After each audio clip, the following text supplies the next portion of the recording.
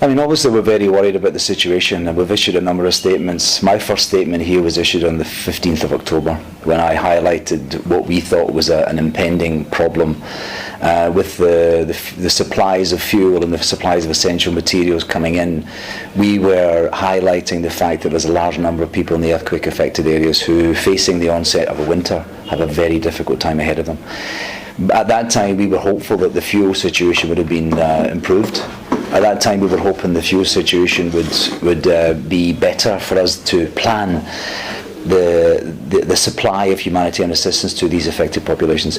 We've identified through a number of evaluations we've done recently, health, livelihoods, food security, as well as shelter. We've identified quite a large number of populations in the high altitude areas, and it's our attempt to try and get to them before the passes, before the winter kicks in such a way that we are unable to deliver.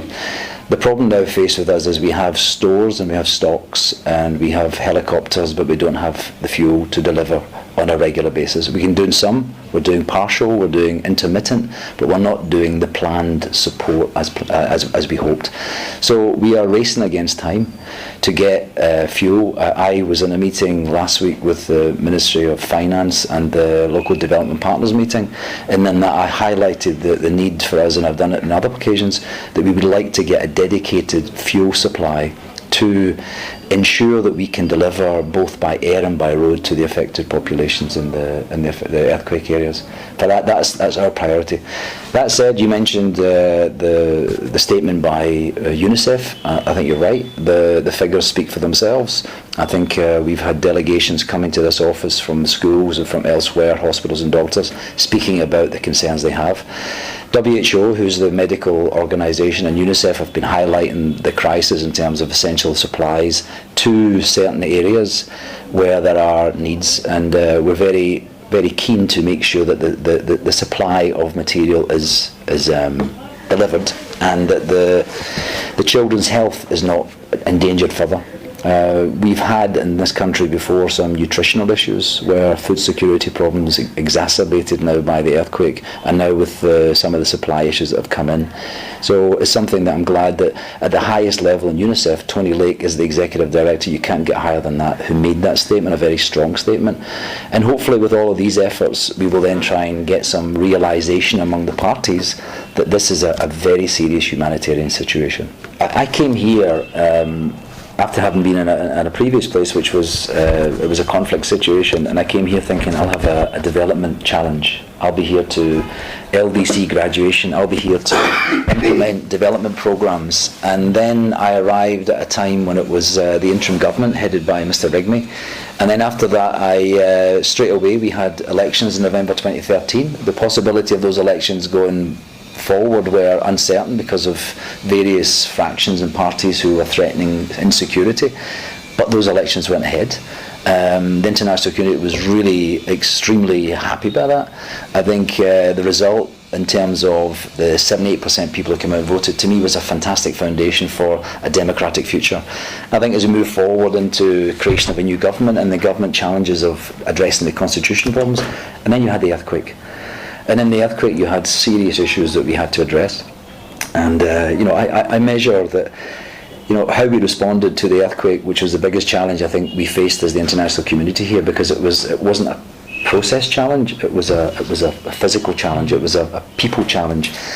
And I think that what we need to do, we have to look at that to see how well did we do. And I think that the fact that, okay, sadly many people died, sadly many people were injured, but I think that people feel confident that something will come to them in terms of a reconstruction possibility when the time is right.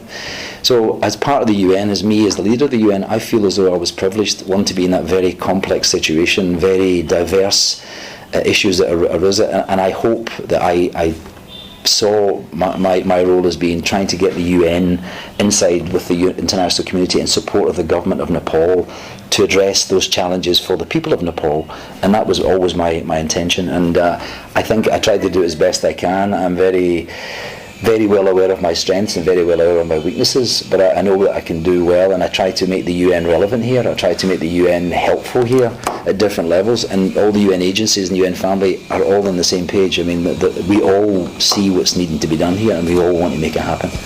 And so I would feel as though that I came at a very uncertain, quiet time, and I'm unfortunately leaving at a dark time for the country, and I hope the darkness will go soon, and there will be, you know, the possibilities of the prospects of change and fixing the problem, which will then allow development and reconstruction and all the good things that need to happen to Nepal take place. The important issue for the international community, the UN and others, is to ensure that people's lives are not at risk. I think we know there are many vulnerable communities, maybe up to 200,000 people in the high altitude areas of this country who have been devastated by an earthquake, are in very difficult situations, and we have to make sure that that situation does not become any more desperate. We worried very much about the health, very much about the sort of the vulnerable populations, under fives, old age people, to make sure they have enough food support, enough health support, enough shelter to see them through the winter. And then hopefully after the winter there'll be an attempt to try and get this reconstruction agenda on, and then we give them a bigger degree of a longer term degree of support. And so for us, we will always be asking for ongoing dialogue to make sure that the protests end. We're always going to be asking for no interruption of essential supplies to allow us to address those issues. We're always going to be asking for support to ensure that medical supplies come in here so that the hospitals can run, to make sure that fuel comes in here, to make sure that businesses continue, that people's lives are back to normal. And that's what we do. We do it through the Geneva office, through the Human Rights Office, we do it through the SG's office, we do it through the Humanitarian Affairs Office, OCHA, and at many different levels we appeal to parties to have a different view of how the situation is, because the complications and the impact are so dire and so desperate for the very poorest and vulnerable in this country.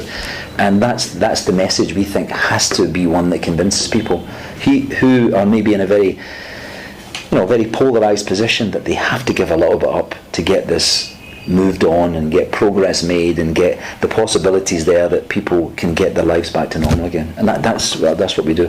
Meanwhile, we continue to work physically on the ground by delivering assistance where we can and to those affected populations, as well as ongoing programmes in other parts of the country where there are real development challenges too. Well, I think it's very interesting that, you know, Nepal did an amazing job in the Millennium Development Goals. I mean, some of when they outshone many countries on like health indicators, education indicators. Okay, things like economic, livelihood, environment issues, we understand. But on the basis of that, the Sustainable Development Goals, which the government wants to do again another job on that, very strong. Well, you've seen our statements. We talk about blocking essential supplies. We talk about removing restrictions. We talk, but that's one thing. We're more keen to get dialogue going so that there will be an end to whatever's going on. But it's an internal matter that we want to be solved internally. The bigger issue, I think that, you know, the reconstruction will eventually take place. I mean, if you go to I don't know if you visit the affected areas, but I go regular to Doraka and Dading and these places, and you see that people are starting themselves. People are moving themselves. They're using the money they've received. They're using remittances to get their work. I think also it's a very good move in this, as an interim move, is it to get Dr. Karawati, the head of the vice chair of the MPC. I think he's a very talented man. He knows the Sustainable Development Goals very well. He knows the UN system very well. He knows the international community, and I think there's a great degree of trust in him. He has a role to carry on and bridge until the authority comes on board. And I think that the work he's doing in terms of planning, in terms of doing the procurement, in terms of getting things ready for when the authority comes on board and when the time is right and when the weather conditions permit. So I think that there's a delay, but I think it's something that happens in these situations. I mean, I've been in other situations of earthquakes in Pakistan, for example. It didn't happen smoothly either. There are problems and concerns and challenges that they all face. But I think right now we're all hopeful, in the international donor community in particular, who want to get this authority up and running and want to get the money pledged that was pledged at the conference on 28th of June and get that money through the government to the affected areas and make sure that people build back a better life, a better community and better houses for themselves. A landlocked country and small countries and small island states, all of them face complicated challenges, and I think with Nepal is, for reasons of history and geography and topography, a very challenging and beautiful place. You're sandwiched between two very large powers, And in that regard, that's why the UN has things like LDCs. That's why the UN have these, small island states. That's why they have these initiatives to try and ensure that small countries don't get overlooked. And especially with the global issues such as climate change, the global issues such as trade. And I think that when you have a situation here with Nepal, Nepal I think is very well regarded in the international community. I think the way that the response to the earthquake was so, it was magnanimous, and it was incredible. Not just locally, not just regionally, not just local in the sense of neighbouring countries, but worldwide. There was a massive response, and I think that people have a very soft spot in their heart for Nepal for many, many reasons. Be it from, and in the UN we value the Nepal because of many things, such as the peacekeeping contribution, which is the 5th largest in the world. The fact that this government, this country has come very quickly off the back of a conflict and into democracy, and the Maoist insurgents have been integrated into the army. There's been an attempt to do transitional justice, and then you have the constitution process, and things are moving after a very favourable election in 2013, and all of a sudden you have an earthquake. It would overwhelm, and it does overwhelm, any country that's faced with a magnitude of that size. And that's what happened in this country. And so you had, you're moving to LDC graduation, you're moving on a democratic path, you see the projections are very favourable, and all of a sudden you have this, and it just turns back the clock. We set out in a flash appeal to launch an overview of what the needs were for different sectors. The key sectors in an earthquake are normally shelter. They're normally water and sanitation, health, food security, and protection. Those are the issues. There are other ones that come in later. We put the flash appeal out, which was co-launched by the Minister of Home Affairs on behalf of the government. So it was a document we put out there. There's something called the Financial Tracking System, which is a public website, and you can go on the public website and see how much money came in, which organisations received the money. It also tells you which money was given bilaterally to agencies and to the government for search and rescue, for other areas as well. So there's a very transparent approach to this there. You can see the money that came in, and how the money was spent, and who and which agencies received that money. Some of the work is still ongoing. Some of the because of the delays I mentioned with the various supplies and fuel issues, they are ongoing programs. We're turning those programs in from humanitarian programs into recovery programs, and then eventually those will turn into reconstruction programs. But I would, if anybody has any concerns about funding, go to the financial tracking system that's run by OCHA. It's on their website, and you can find there the flash appeal, you can find there the situation reports, and any other reports about the work that's been done in this earthquake. Again, I would just reiterate what donors have said who fund these operations. They were more than satisfied with what's been done, and they think the response that was done here with their money was, I heard, as I said yesterday, that the guy says it was the best he's seen in this region. The big thing for us is the impact of what's going on at the border. The UN has put out statements. I put a statement out on the 15th of October. I put a from a humanitarian point of view. The SG put statements out about the blockages of essential supplies. We talked about the free transit. We told to lift the restrictions.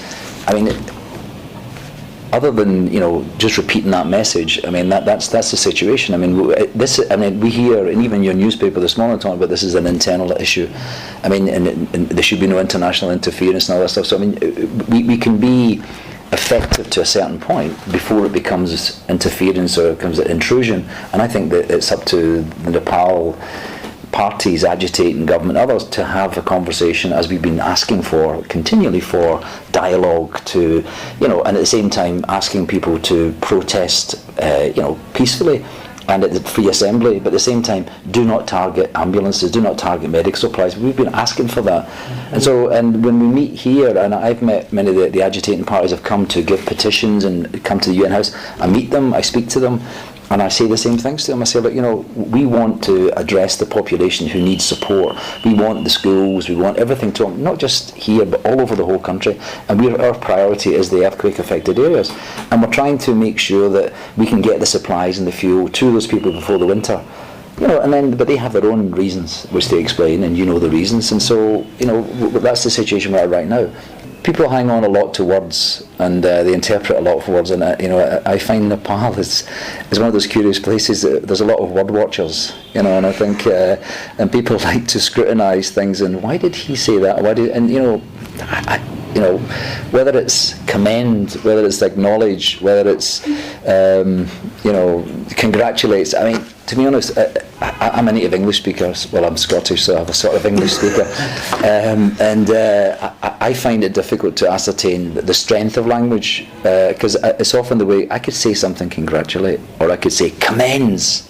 What's stronger?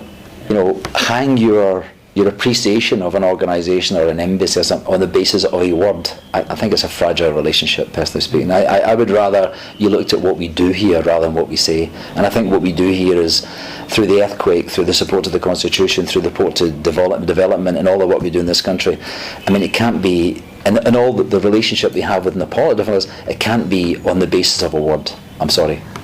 Well, I think there's a lot of initiatives out there. We see from the newspapers, we see from visits by the Foreign Affairs Minister and others going down, then high-level officials from parties going down and meeting in India, discussions going on here between the agitating parties. And I think that's the way you resolve conflict. You don't resolve conflict by conflict. It's never been proven to happen that way. I think this country has got a great history of resolving a very serious conflict, and I think that maybe some of the calculations that are going on now are probably not the same wise calculations that were happening then.